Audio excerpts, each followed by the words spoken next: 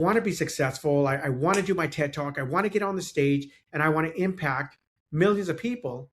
But that's my way of tithing back. So yes, my ego's back, but it's not because I want power. It's not because I want money just for me, me, me. I want a bigger house. I want a nicer car. I don't care about that shit anymore. From being a gang member to joining the police force to getting into politics to now a writer of two amazing books, we have our special guest, Edward Rodarte, in today's episode of the Journey podcast.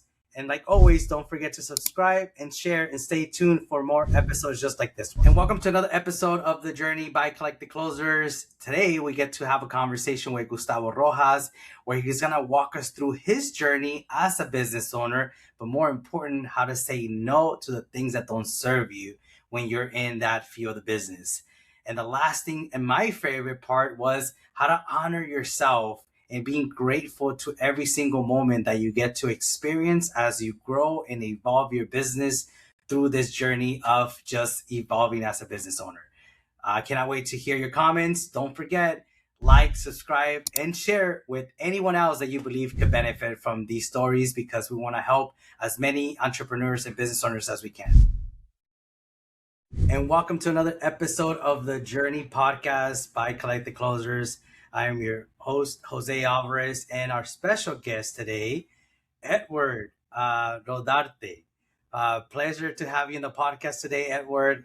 We've been before actually we all tuned in here. Diana was mentioning, oh my God, I was looking at some of his recordings, his own podcast and his book, and oh, I cannot wait to hear the podcast. He's all excited, brother. He's so excited for you. And you know what? Me personally, I met you at an event of a Yes. mastermind that we were both a part of, and briefly I heard your story as well. And I got to tell you, man, I'm excited. I'm excited for this today. I know that we have a big treat, which is sharing your life and your journey, and I know a lot of people are gonna benefit. So welcome and thank you for this time. No, well, thank you for inviting me on. I'm always ready to share my journey. So I love the titling of this and excited to, dive in. Well, let's do it. Well, tell us a little bit more about you, a little bit more on the professional side. I know you're a realtor, but tell us anything else that maybe on the professional side, so that people get to know you a little bit more. Okay, so I'd like to first start off by saying I'm a man that almost didn't make it. And, but I chose to be here. And, I grew up in the streets of Compton, surrounded by a lot of gangs and a lot of division, ethnic wise and so forth. And then unfortunately dabbled with gangs in the San Gabriel Valley. I'm someone that was blessed to become the mayor of the city that I used to run the streets in my 20s. I've worked in law enforcement. I've built a real estate career from scratch, and all through it, along with a lot of anger, pain, and resentment and hurt, dabbled in plant medicine ceremonies, and finally I found out who I was. And underneath all that armor, now I'm a man that helps fathers break the cycle. Not only fathers, but just families and men, women, adult children that help them free themselves from pain that they were never supposed to carry in the first place. I consider myself a father first, a healer, a closer of not only deals, but also of wounds, And also, I'm also a husband also. So sometimes I forget to mention that. Well, like I gotta tell you, one comment I heard from a mutual friend of ours. He once said, "This guy, he was you were a really tough individual. Like you used to just through force, you used to get things done."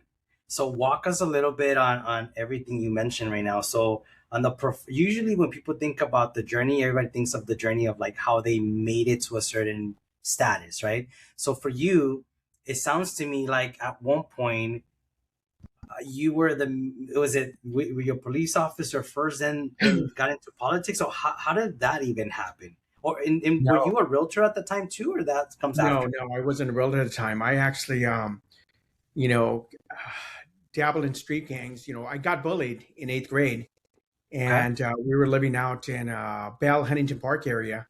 Mm. We'd moved from Compton, kind of stepped up a little bit, moved into that area. And then my parents finally bought a home in La Puente in 1987. I remember prior to moving, I started to get bullied by this one kid in eighth grade.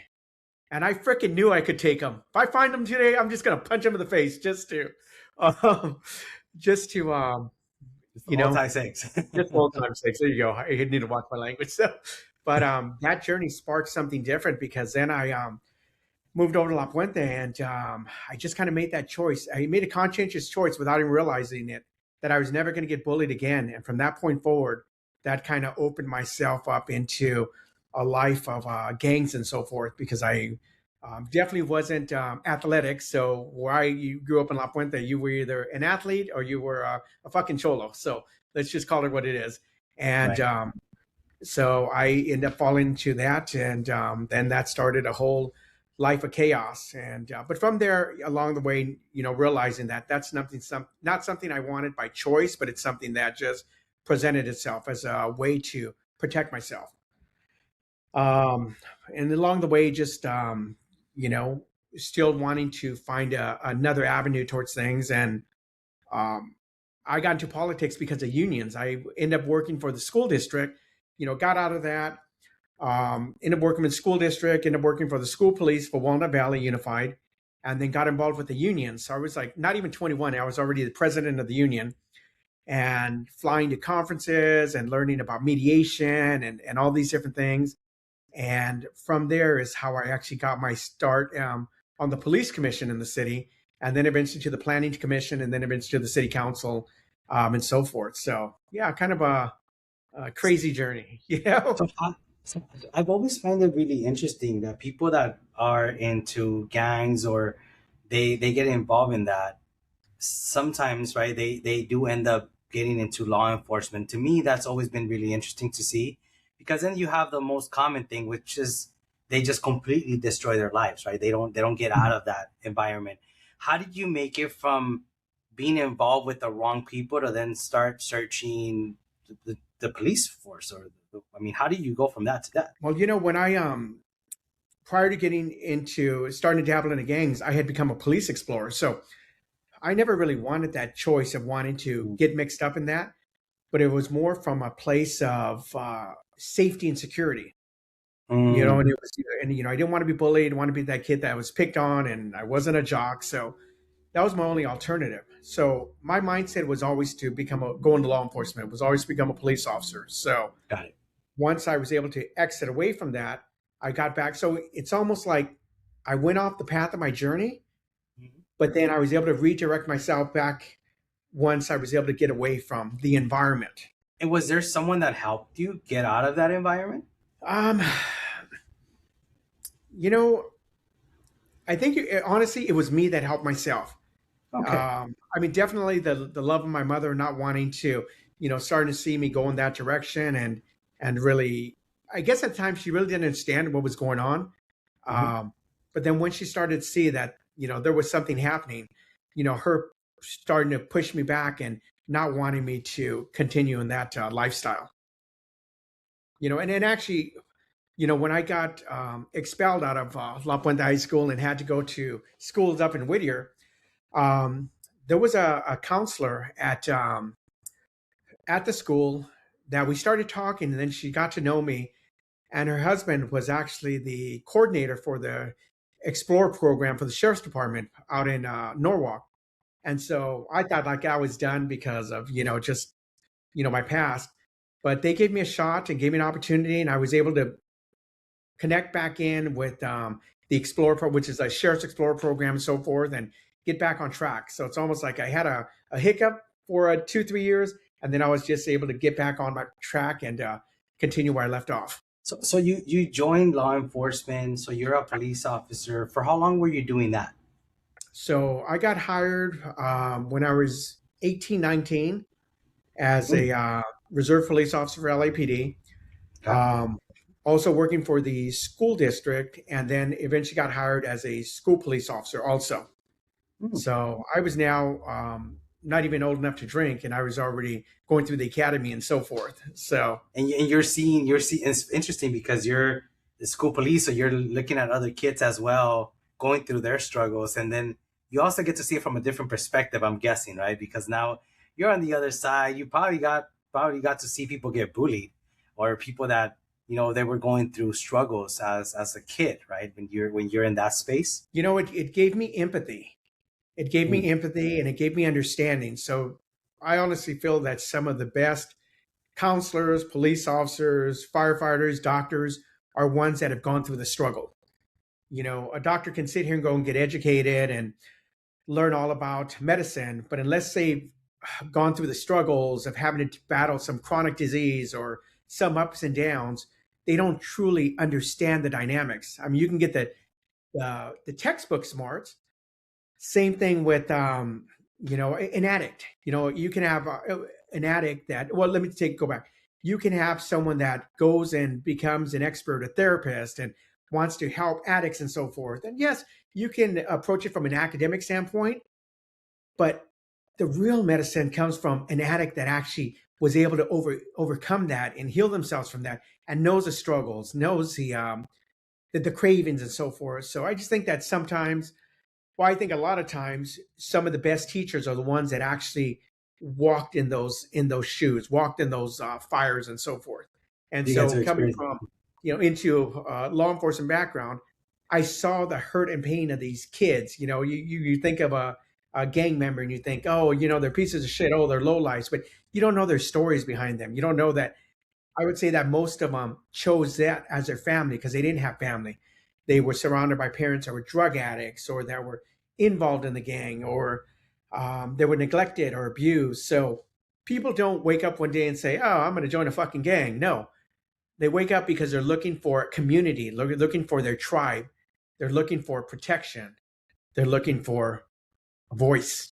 And then not only that, but as kids, everyone, you could say we're all vulnerable. When you're a child, you don't really have a lot of decisions for you to make that are either good or bad. It just depends whatever you have in front of you. That's a survival mechanism for a lot of people. So 100%, no, that makes sense. So then you're in the police force. Then you start getting into politics. How was that transition? I mean, for your professional career, and also seeing things from a, because it sounds to me like everything that you were trying to do was always just provide some sort of support, help, and be there for people. That's at least what I'm hearing, right? Because you go from police force now into politics. Well, how was that experience? It was an amazing experience. A lot of times people said I wore my heart on my sleeve because I Mm. was fighting, always fighting for the underprivileged. I was always fighting for the people that didn't have a voice. So, I remember in politics always ruffling feathers and really shaking things up, fighting with Gloria Molina, who was a county supervisor, or the local senators, because I was actually at one time for gang injunctions and they were against it. I was about beautification and using the money to help the residents as opposed to putting it in some bullshit programs that weren't going to touch the residents. So I instrumented, I honestly feel that one of my biggest accomplishments when I was on city council was being able to start the conversations about creating a youth community center, which finally got built about 2 years after I left. But it was something that was never on the table, but just giving the youth a place where they could go and they could learn and have computers and games and activities. So that, in addition to how we tackle the gangs and crime and so forth. So, um, I guess the answer to your question is I was a voice of the people, and I wasn't intimidated by the infrastructure or the powers that be that were in power. No, I came in with an agenda of what did the people want, and I would have community meetings. I would set up a booth outside of a market and talk to people, and so I built a lot of support from the football boosters, the PTAs, the little leagues, because they never had a voice. Especially in local politics. We go, we knock on your door, we beg for your vote, and then you disappear. No, I was still out there talking to people. I was still out there keeping a pulse on what was going on in the community. So as you're doing that, how is, like, let's say for example, when you think about it from a professional standpoint, do you think at any point fighting for others Do you think that can? Because I see it from my perspective. I think that will take it a little bit too heavy on my shoulders. Like I will want to do so much for people. Did you see any of that ever affecting you in your personal life or anything that was going on? Because were you running another business, or were you were just strictly in politics and working as a police officer? How did that dynamic work? No, I was running different businesses at the time. So, Really? my first business I started was when I was 8 years old, believe it or not. So, and I was selling candies and pencils that I would buy at this store called Newberry's, and I was selling them at school to make money. So when I was in politics, I was already, I had a couple different businesses. I had a nuisance abatement company that would get contracts with cities and do cleanups on properties. Okay. I had a printing company. And if I'm not mistaken, during that time, I partnered with a helicopter company and we were transporting live organs when somebody passed away to No hospitals. So way. I always had I think when I look back and I Yeah. remember one time my kids made me a portrait or like a frame with all the different business cards I had. And I think I racked up almost 50 business cards on different businesses that I was a part of or partaked in. So it's been a journey of entrepreneurship from an early age. And probably one of the biggest reasons that got me into real estate was the deals I was able to broker when I was in politics.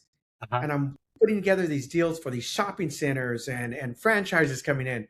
And I'm looking and going like, man, I just missed out on $50,000 commission. Oh, $30,000 commission. Oh, and I'm like, wait a minute, I'm right here as the city official trying to, partner, barter these deals between the property owners and the investors, and I'm putting them together. We even when I was in office, we brought down the movie industry, and they filmed a couple of movies in our city and so forth. So there was a lot of fun things and excitement happening during that time. And you're like, and I'm not getting paid for none of this And I'm stuff. not Let me getting find a paid way to for it. get a piece of the So pie. it's time exactly.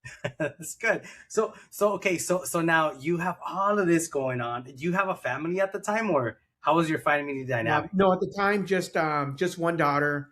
Yeah. Wasn't married at the time, and just out there, just focused on building my business and focused on building my political career. How many kids do you have right now? I have three girls. Three Three girls. girls. Okay, so at Yeah, the time you have one daughter, you're married, and you're not even pretty I'm much not even married at the time. No, I'm you're just not even married. You just no. had your daughter. Okay, so now so walk me. So then you decide to get into real. So that's when you get into real estate. You start now being a realtor as your main source of business. Is that what happened through this When change of life? my first 10 years in real estate, Uh huh. I was still working for the school police. And then I transitioned into teaching. So then I started teaching. I got my vocational credential, and I Okay. started teaching in marketing, business, criminal justice, and entrepreneurship. So got my credential. I taught at Okay. the continuation schools Okay. for two or three different school districts. And then from there, I finished up my degrees. So I got my MBAs in business and marketing, and I went into corporate America. So I still have my real estate license. So the first 10 years, I always had a different job. So then I went into corporate America and did that and rose up in corporate America, all the while doing deals on the side. So So, yeah, so I was is- always just kind of multitasking and juggling. So do you think that a lot of people in real estate they have to go through all that, or like do you think a lot of, because you and I have a lot of mutual friends, right? But do you think that a lot of people that they find themselves creating different businesses, is it because more of the spirit, or is it more because of the need, a mix of both? Or what do you think happens? Because even myself, I have multiple businesses, right? And I'm always curious to understand for other people, why does that normally happen? I think what it is for a lot of people, it's we go into real estate because we love the thrill Mhm. of the negotiation of the deal. So it's almost like a euphoric high. And it's like, okay, well, I got this figured out. Okay, let me dabble into something else. Let me see if I can build this also. So a lot of us that are dabbling in different businesses and so forth, it may not necessarily be. I mean, yes, there's streams of income. Streams of income are nice and diversifying them because the market slows, businesses go up and down. Especially if you dabble in restaurant business, you never know how that's going to go. So Exactly. having different businesses, you're going to have different streams of income. And yeah, when you're an entrepreneur at heart. So it doesn't matter what business, you just want to be a part of building.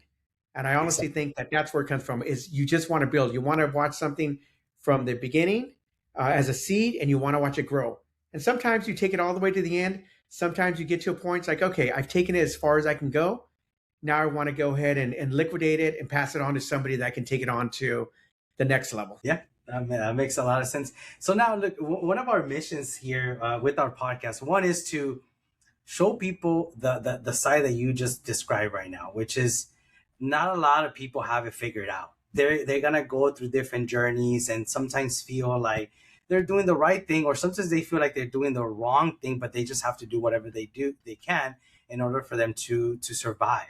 So if you can put yourself, let's say, in a time capsule, right, and you can go back in time, and of course we're not gonna sit here and say what would you not do, but is there certain things that you think if you would have just done a slight adjustment, you think it would have helped you along your journey, not only in real estate, even though most of our viewers and our community is real estate related, around anything else? It could be personal, it could be business, anything else you think you probably should have done different that would have had provided you some sort of benefit now and then. Two things. The first thing is when I started in real estate, I would have partnered with someone early in my business because I Okay. had the opportunity to partner with people with a lot of knowledge. But in my mind, it's like, oh, I got to give away 50% of my commission. So the learning curve was a lot longer.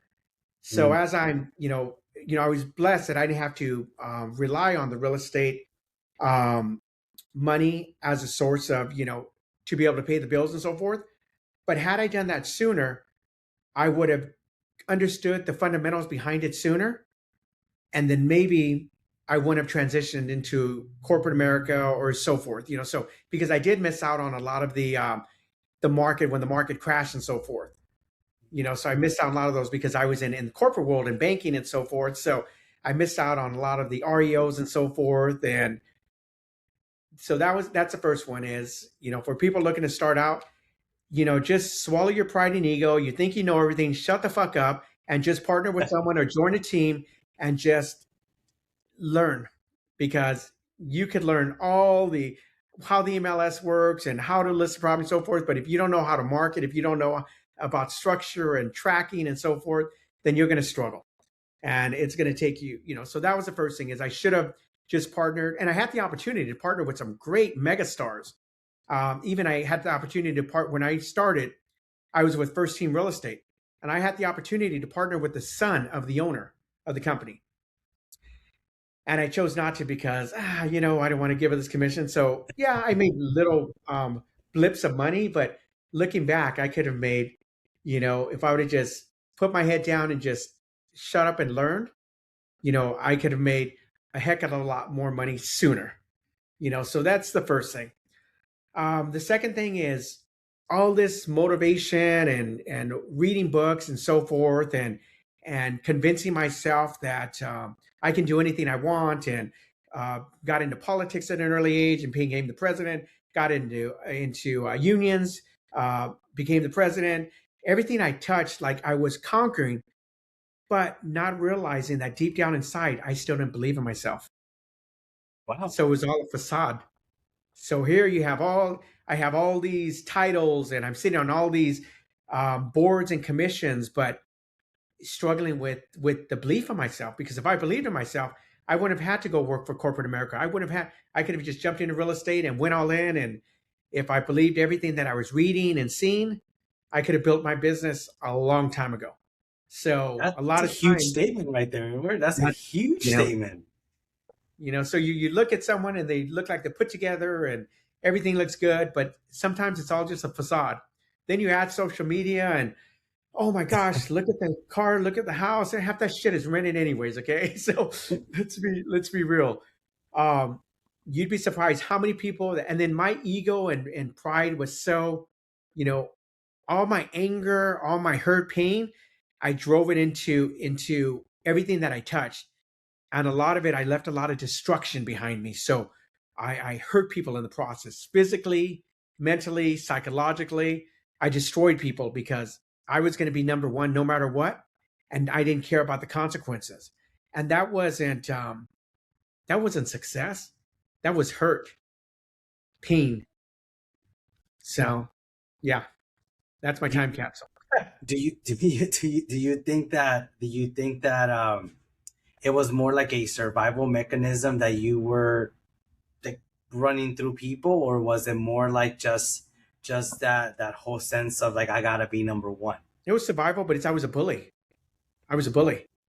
And then you take in all my past experience and everything I went through, and to me, life or death was just, it was a part of business. It was just a part, because I was exposed to so much of that. I lost so many friends. I've been shot at. I just a lot of stuff that I went through. So life was just like, okay, whatever's happened's meant to happen. And that's how I approached um, myself in corporate America. And in corporate America, I rose pretty high, but also in the process, I burned a lot of bridges. So there comes a point where your ego and pride can only take you so far before you burn enough bridges that it's like, okay, I'm never going to become a senior vice president. I'm never going to become an executive vice president because I piss people off.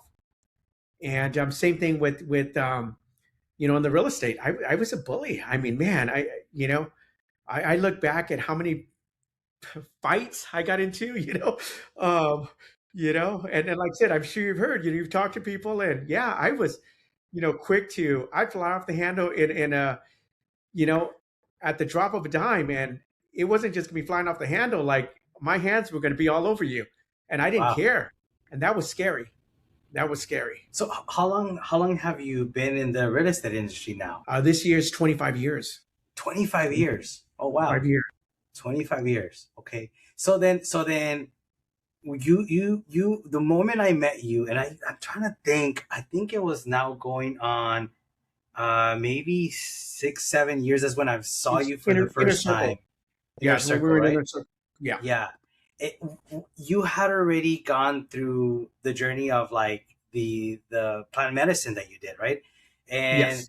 I'll be honest with you, and it's funny because everyone used to make fun of me. I've never done it. I've never done plant medicine, even though I was part of the great community we were in. For whatever reason, it's never been something that I got called upon to do, and it's been interesting for me. But I'm not gonna lie to you, from a distance, I used to envy a lot of the people that will go through that, and then they will come out as a whole different person. And I'm like, man, what is wrong with me, right? So okay, so you're in business. You did plant medicine without knowing what was happening, or that your transformation of, let's call it, the season of roughness in business led you to do that, or how did that happen? Um, well, that happened in the conversation started in 1999. So I'm Okay. going to tell you a funny story that it's been put out there. So with Intero and Danny Morel, who was a broker at the time, he'd Yeah. just come back from doing plant medicine a couple months before, and he was going through a terrible divorce. He has this end of the year goals at the Palms and Industry, and they invite all of us up there for the end of the year goal setting. So, and now Danny's on this whole journey of, like kumbaya and, just in a different place because he used to be, like I said, an asshole. Okay. So he just, very in his ego and so forth. And we didn't like each other. Okay. So we didn't get along. Go figure. And here I was at his office. So his brother always kind of, was the referee in between, me and Danny. And so it's funny because it's the end of the day and he says, okay, we're going to do this exercise. He says, I want you to go find someone you hate, someone you can't stand. And I want you to go stand in front of them. And we're going to do this exercise. Just trust me.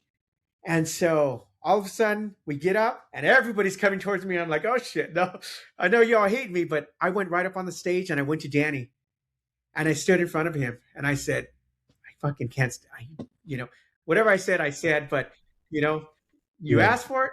I don't like you. And this is right on stage and he's looking, he's like, are you serious, man? Like, he's like, he just threw his hands up and we did an eye gazing exercise. Okay. Okay. Never did an eye gazing exercise before, and we did it for like 3 to 5 minutes, and everybody's doing it in the room with each other.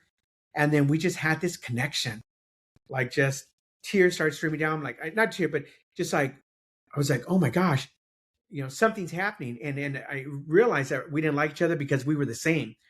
We both had that ego, that pride, that machismo. And so it's like a connection happened in that moment. And then, we went to dinner that night. And long story short, he says, "Hey, you know what? I want you to come with me and do ayahuasca. Wow. I'm gonna go ahead and um, put down a referral for you to see if they'll take you because you had to go through this whole intake and so forth." And in my mind, I'm like, you know what? I'm going to go because the group he goes to caters towards tech founders in Silicon Valley. So I'm going to go work on getting my real estate app built. So I don't need healing. Like, I need to go make connections. Yeah, yeah, okay, I'll go. And I didn't, like I said, I didn't believe in it. I was like, okay, this is going to be a way to network and I'm going to go make some connections out there. I didn't do the exercises. I don't think I even read the books. I got out there a couple days before, and you're supposed to be on a dieta. You're not supposed to eat meat. I drank. I ate meat, tacos de pastor, everything you're not supposed to do. I did, Wow. Wow. and because to me this was a bunch of crazy white people going and hippies going into the jungle and getting high. That was my thought. Right. And no, I went in there on February 20th, 2020. My life changed 2 weeks before the world shut down with pandemic. Really? And I went and sat with ayahuasca and with Danny and some other people from the office and other people from around the country. And it blew my world upside down. It's the first time I cried in like 29 years. Okay. It just opened my heart and made me realize how much pain I had caused on my family, my daughters. Um, and, because prior to that, so my daughters are 30 years old. Alyssa's 30, Marissa's 24, and Clarissa's 22. My daughters were not allowed to cry growing up. My daughters were not allowed to show emotion. They had to get straight A's because in my mind, I was raising strong, independent girls and I didn't want to raise weak girls. So when they struggled and they were going through their issues, um, I was almost at a point where, you know what? If you are weak, then maybe you shouldn't be on this world and maybe you should just end it. Wow. Like that's how um in how much darkness and my masculine and ego I was, that I was embarrassed that I was raising weak girls and they were not allowed to cry. So there was a lot of trauma that happened. So along the way, but February 20th, I sat with it. My world burst open. I cried. I started to feel what I had caused. And that started my journey of healing. And that was a transformation. When I got there, I had a big team. Were always battling between first, second, and third place in the office at Intero, which was a very competitive office, and everybody was competing against each other and so forth. And we tracked every number and so forth. So going there, I was on top of the world. I don't need no plant medicine. I don't need no healing. Shit, just give me and connected with some people from Silicon Valley and let me get some funding to get this app off the ground. But yeah, I went in uh, blindsided, and yeah, it changed the course and trajectory of from that point forward how I started to navigate. As So as you were doing that with your family, you could say the way you were describing it, did that affect relationships? Did that impact the bond that you had with your family, or how does that after I did unfold? medicine, Yeah, after you did the medicine, like, or after I actually, did like, it, they were through the season of like the pain and everything, and then when you come back, I mean, because I can only imagine there's things that you come back to your loved ones, and opening up certain wounds sometimes can hurt a lot. it. How did that feel? How did that work? There was a lot of anger, resentment, because I came back with a lot of weight lifted off my shoulders. I came back with an open heart. I Mm. came back wanting to fix things, not realizing that I came back and I came back with empathy. I came back with a heart full of love, and I came back wanting forgiveness. and nobody was ready to give me forgiveness. So, and it caused some explosions. And the worst one was with my oldest daughter, who was a mini me. So she was a replica of me. So, um, and so I remember us getting into a big, and she worked for me at the time. And I remember us getting into a big, drawn, almost fist fight in the office one day because she was so angry. And basically her words were, and I'm paraphrasing, but it's such bullshit that you went back and went and did whatever you did and did this ayahuasca stuff, and you came back happy, and you left all the basically all the destruction, behind. So that was the feeling. Is I came back, and I don't want to go back there. I just want to focus on now. But you can't just focus on the present because there's still a lot of um, unhealed wounds in the past that need to be resolved. And I was more like, I don't want to talk about it anymore. Let's just focus on now. So it was a lot of hiccups along the way. And even to this day, 6 years later, all my daughters have sat with plant medicine. Their mom sat with plant medicine, and we're a family that's healing. We're a family that's healing. And my purpose, or my number one goal in this life, is to heal the relationship with my immediate family before I pass. That's it. I'm not going to put a timeline of by next year, sometime. Just that's what I want to leave with, is that I am able to heal that relationship so we don't continue to pass on this ancestral trauma from one generation to the next. Hey there, hope you're enjoying the Journey podcast by Collective Closers. And for those of you that are new here, you can now find us on Spotify and Apple Podcasts. So make sure you follow us there and stay tuned for every new episode on Fridays on your Perform platform. Do you think that business people and people that have that big ambition destroy their, you could say their family environment? And I tell you this because frankly I've heard it from a lot of close friends where they tell me, oh, my dad, he wasn't into just money, or my mom and my dad, they were both in business. And I've noticed that, and it's sad to say, right, it's sad to see so many bright people that they focus on providing or creating a legacy, but then as long as they're doing that, they're just causing so much pain. Do you think that business, if you're in business, there's more chances of you having that experience with your family, or you think it just comes down to the individual? I would say it's business. I would say that it's trauma. Trauma. And let me explain. My addiction was money, power, and even sometimes alcohol. My addiction was, I don't want to face the trauma that I've created, so I'd rather just stay out and work. I don't want to come home and have to have these conversations, so I'd just rather work all the time. So let me go out and build, build, build, because that was my escape from not facing what was really happening. And this is why a lot of entrepreneurs, um, they work, work, work, work, work, because they're running from something. I honestly believe that.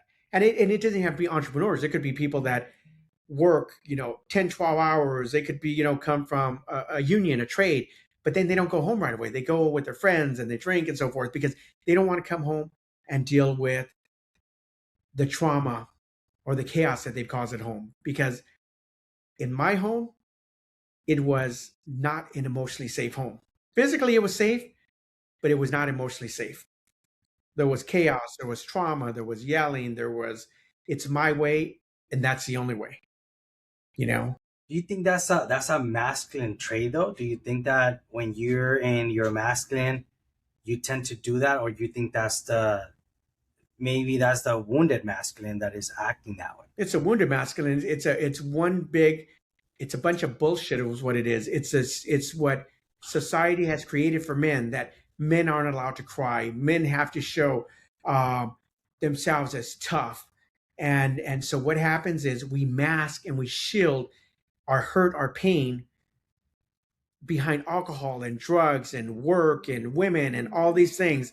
But deep down inside, we're just little broken boys and girls that are just struggling to trying to find peace. you have mentioned something in your social media the other day. You were talking about fatherhood. So from that space of fatherhood, what do you think is the role, your definition, right? What do you think is the role of a father, if from your own words? It's to be present. It's to create memories, experiences.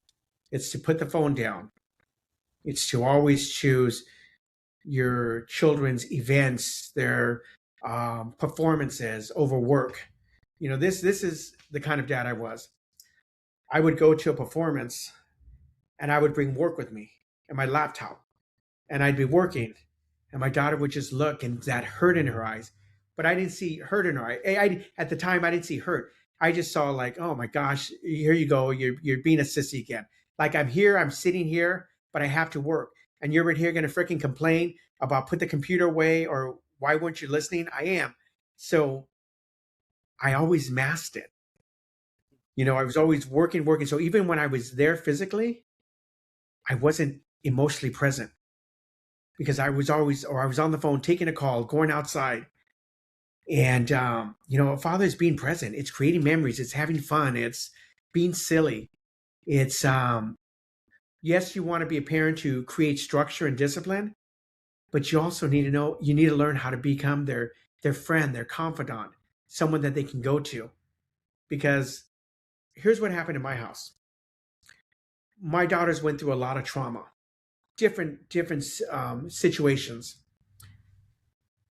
but nobody ever told me because they were afraid of what I would do. Wow. So here I'm this tough guy and have all these contacts and different things, and I can make things happen, and nobody's gonna ever hurt my kids, and I'll just make a phone call and I'll get this fixed. And no, they kept it from me because they were afraid. They were Wow. afraid. We don't want you to do something that's going to send you to jail or God forbid something else. So my daughters went through a lot of pain and hurt all under my nose. And so me being this tough guy and machismo, you think like, okay, nobody's gonna fuck with my kids. No, it happened. And I never knew about it till after my journey with medicine. And thank God it happened after my journey with medicine because, it might have been a different outcome. Because now you're approaching it more from a space of let me understand before I react. Before it was let me react, and I probably wouldn't even understand why I did what I did or any situation that Exactly. could occur. So 100. okay, so then I know you have a book, right? You wrote, is it your first book or the one Yeah, that you my first released? book, it's actually right here. Yeah. It's called Healing the Inner Brat. And this is my story, my journey of the trauma that I went through. And it's in chronological order. It starts from prenatal. It starts from when you're in your mother's womb and when your mom and dad are fighting or they're ingesting drugs or alcohol or there's trauma, that's going to impact the fetus. And then from there, issues can start to happen. So that's just prenatal. And then, we talk about, your early years in childhood and getting yelled at or getting shut down, incidents that happen in junior high, in elementary school. So it just goes through all the different trauma points that can happen that can start to shift how you're going to show up as an adult. So it's called healing the inner brat, but it's, healing the inner child is what I'm trying to say, but it's called healing the inner Sure. brat. And it's just talking about all the different things that happen that now show up for you in life. And now you realize, like, oh my gosh, this is why I can't speak in public. Oh, this is why I'm more inverted instead of extroverted. This is why I struggle with unworthiness. This is why I struggle with feeling like I'm not worthy of love because it's all happened. It all stems from your inner child, that little boy or girl inside of you that didn't get something. And from that, you create this story. And then that starts the issues. Do you think there's a correlation with success and that you described, you having those traumas? And the reason why I say this is because like I know that, and when we know a lot of people in our industry, right? And we see the ones that are succeeding, but yet they're always stressed out, always like pulling their hair. And then we look at other people that it looks like they have figured something special where now they're just attracting things. And I've always find it really interesting because even in my own, right, I've gone through both seasons where I feel like I'm putting things together by force. And then on the other side where I feel like things are just happening and just flowing. And a lot of it does for me at least, right, does come into like certain spaces where I am acting from a space of the traumas that I have carried along the way, right? How do people find themselves in a space where they can like just, I guess, slow down and really think about it? Am I building something from pain and just that you could say survival mechanism, or just in a space of really this is who I am and I'm enjoying the road? Well, that goes back to all the trauma points. That goes back to healing your inner child. Whether it's plant medicine or whether it's meditation, whether it's going to church and you're faith based or whatever it is. It all Do, do, comes you- back to do you think um, in your business would it happen different, like if let's say you like now based on what you're doing right now, because right now you're not, are you still growing a team, are you still building all that, what are you doing now in business right no. So don't have a team anymore. I actually came back from my first ceremony ayahuasca in 2020, and I dismantled my team. now? Wow. I dismantled it because it came and there was like 15, 18 people. I dismantled it because it was all from a place of pain and hurt. Hmm. It was an all woman team, believe it or not. Okay. And they were all women that struggled with abandonment issues, relationship issues. And so I just kind of jumped on the bandwagon of, okay, let's take all that trauma and, fuck these men and F this and F your dad. And, let's just go out. And so just jumped on the bandwagon of their hurt and pain and just use that to kind of fuel the business. But I realized, like, man, this isn't the energy I wanted to come from. Wow. You know, Before it was all like about the money and about how much money we can make and so forth. Now my business is different. Now my business, it flows because I come from a place of wanting to help people. And through helping people, it just falls into place. The deals just kind of happen. And it's not always about, oh, well, okay, let's, if I sit down and list an appointment and okay, and especially because I work with a lot of distressed properties. I work with a lot of NODs and probates and divorce sales. So instead of sitting here and talking about, okay, well, what's the house worth and how are we going to do the split and who's getting what? No, I want to understand how we got there.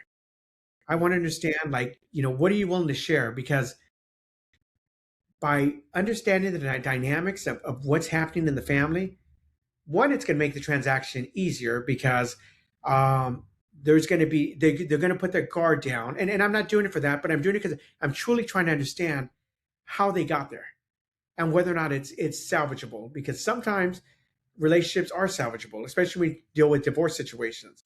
But sometimes it's the ego and pride that gets in the way. So I Yeah. come from a place of service. Okay. I come up from a place of wanting to understand the situation. And then from there, I give them different options. And that's helped my business. It's funny because I'm looking at your story and it kind of goes back to the same thing. Like you go back to helping people, which is where you technically started, right? Mm. When you got into law enforcement, then politics, and then you go through this whole entire thing and you go back to now helping people from a different perspective, from a different space. You know what I mean? So interesting to see You that. know, no, absolutely. And, I remember when I sat in plant medicine ceremonies, and I've done about 100 all over the world now. Okay. I've done this about 100 times. Okay. So I've gone all in. And I remember having these ego deaths, and I was so excited. Like, I killed my ego. I killed my ego. And then what I realize is the ego is not a bad thing to have, but as long as you start to understand what the purpose of it is for. So my purpose is, yes, I definitely would like to make a lot more money, but when I make that money, I'm going to use it for different things that are going to give back. I coach a lot of people that are going through struggles with their family, with their children. So a lot of my content right now is on parents struggling with entitled kids, because I have clients that are struggling with that. I have clients that are struggling with grief right now over the passing of their significant others or their children. So my content mirrors my clients that I'm working with. And I'm not going to call them clients, I'm going to call them my spiritual brothers or sisters that I'm working with. And now my ego is no, I want to be successful. I want to do my TED talk. I want to get on the stage and I want to impact millions of people. But that's my way of tithing back. So, yes, my ego's back, but it's not because I want power. It's not because I want money just for me, me, me. I want a bigger house. I want a nicer car. I don't care about that shit anymore. I want money so that I can give back, so I can help people. And that's been the most beautiful part of the journey is learning how to orchestrate your ego, learning how to use it for the betterment of humanity as opposed to it's all about you. So that's the place that I'm coming from now.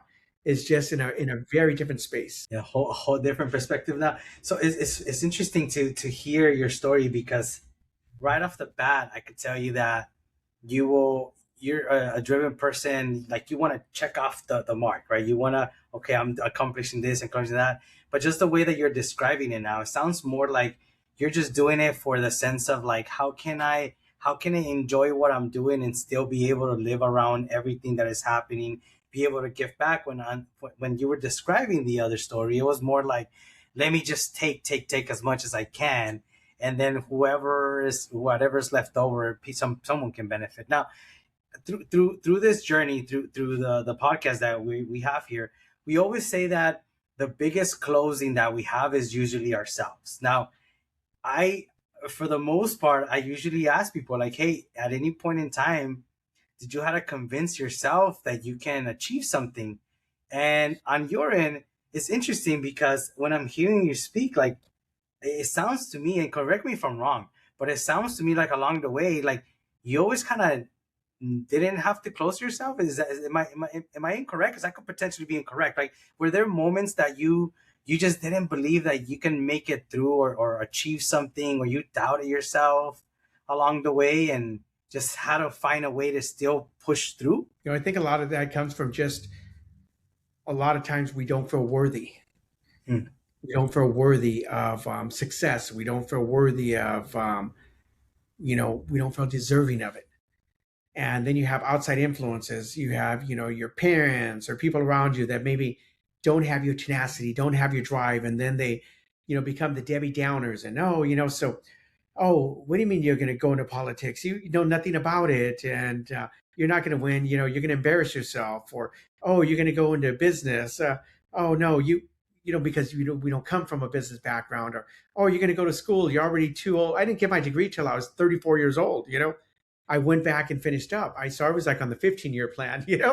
But I finally went it once I put my head down and did it. I did it, and a big part of that was because I had achieved so much success without education. It was all self education, a lot of motivational books, inspirational books. But, I go back to even though I was putting on this facade that I had it all figured out, deep down inside, I was struggling. I was struggling. So here So I'm sitting on, you were closing yourself all the time then. I was closing Like, myself all the time and not even believing it some of the time. wow. And hearing your story, honestly, I mean, being honest with you, I would have never guessed because I cannot think of someone that is gonna go, like you said, right, go into politics, try this different businesses, deliver organs on a helicopter. I mean, all that stuff is something that is not even I don't even have another friend that I can think of that has done all that stuff. And to still sit here and say I was still not fully believing that I can achieve all that and still pushing through, that I think is what's impressive, man. It really, really is.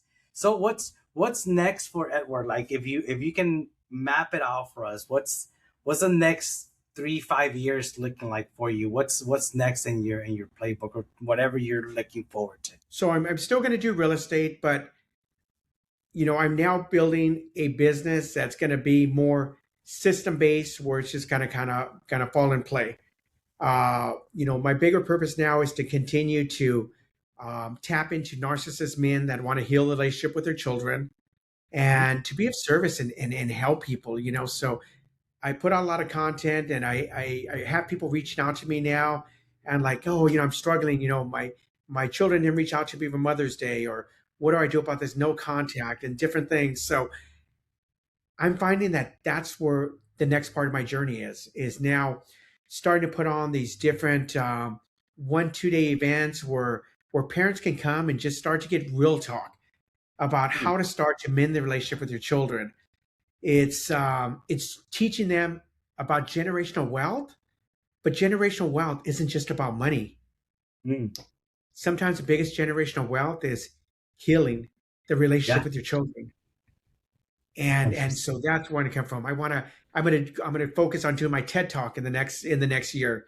I have a new book that's coming out in a month, and I wrote it when I was in a coma 6 months, 7 months ago, and it's called "Fuck Average: Life's Real Playbook," and it's basically a step-by-step approach that hits 11 different categories, from relationships to money to um, business, mindset, and it talks about all. It's almost like the cheat sheet of what you need to not be average in life. Mm. And I literally got the idea when I was in a coma, deciding whether or not I was going to stay or not. Wow. Yeah. I cannot wait to hear that or read that. I cannot wait. When is that one going to get released? In a month, but I can send you the PDF. I Perfect. can Well, send you the PDF. I would Yeah, greatly and that happened appreciate that. with my accident 7 months ago. So 1% chance of living. I'm not supposed to be here. I fell asleep coming back from visiting my daughter. I ran into the back of a big rig truck, and yeah, right there on the spot, I lost all my blood. They had to extract me, and went straight to USC in a coma, and yeah, wasn't supposed to And be here. and this happened just this 6 months ago. October 10th, 2025, and I was in ICU in a coma, and I was out of ICU exactly 1 week later, all because of mindset. I made the Wow. decision that I was going to live, and against the doctor's orders, against everything, I walked out. Now, of course, with some assistance, but Right. and I started my journey of healing. But yeah, Well, and especially, man, because you have still a lot more lives to touch. I mean, I cannot wait to read the book first of all, and then second, I cannot wait to see you in your social media. I watched some of the stuff that you've been posting, and some of it is. I'll be honest with you, man. I'm a father of a 2 year old, and a lot of the things that you say get me thinking of some things that naturally we tend to just do just because we have it in us based on our past. And you know what? I have been making a lot of improvements too. So I want to thank you for the stuff that you're already sharing. And also, how can people connect with you? How can people find you on social media? Where do they go to find you and be more accessible to anything they may need? so social media, Facebook and TikTok, Instagram, it's all my name, Edward Rodardi underscore. And on YouTube, my podcast is called Fatherhood Voices with Edward Rodardi. And that's where I bring men on to share their stories, what's working, what's not. Not only fathers, but also the children that have been sometimes victims, sometimes just the ones that suffer through the trauma of their moms and dads. So yeah, you find me there, and Googled me, So, And then the book, where do they get the book from your so website? the book, Healing the Inner Breath, they can get it on Amazon. So it's Okay. self-published, and then Okay. the new one's going to be coming out also. So Amazing. excited about that one. Well, we cannot wait. We cannot wait for that book. And again, for anyone watching the podcast, make sure you connect with Edward. I know him personally, and I got to tell you, every interaction we've always had has been a great one. And I know, I mean, Edward, thank you again just for being here. Just you being here and connecting with us through this channel. I know that there's gonna be someone out there that you're gonna be able to impact, another life that you're gonna be able to also help out. So again, Edward, thank you very much for this moment that we just had here. And again, for anyone watching the podcast, make sure you subscribe, because just like this, we're going to be able to keep having amazing people that are doing amazing things. So stay tuned, make sure you subscribe and share with anyone else that is out there struggling maybe through business or trying to find them way. That's what we're trying to achieve here. So thank you. Thank you for listening to The Journey by Collective Closers. I am your host, Jose Alvarez. And don't forget to share this episode with a business owner or friend or loved one that you believe can impact their lives in business. Our hope is to be able to help other business owners, entrepreneurs, be able to find ideas, thoughts, or anything that could benefit their journey as they hear other fellow entrepreneurs also go through their own struggles, experiences, and wins. And in our hope to be able to promote and push people to follow their dreams and not give up. Thank you one more time. And I hope that you find something of value in these episodes.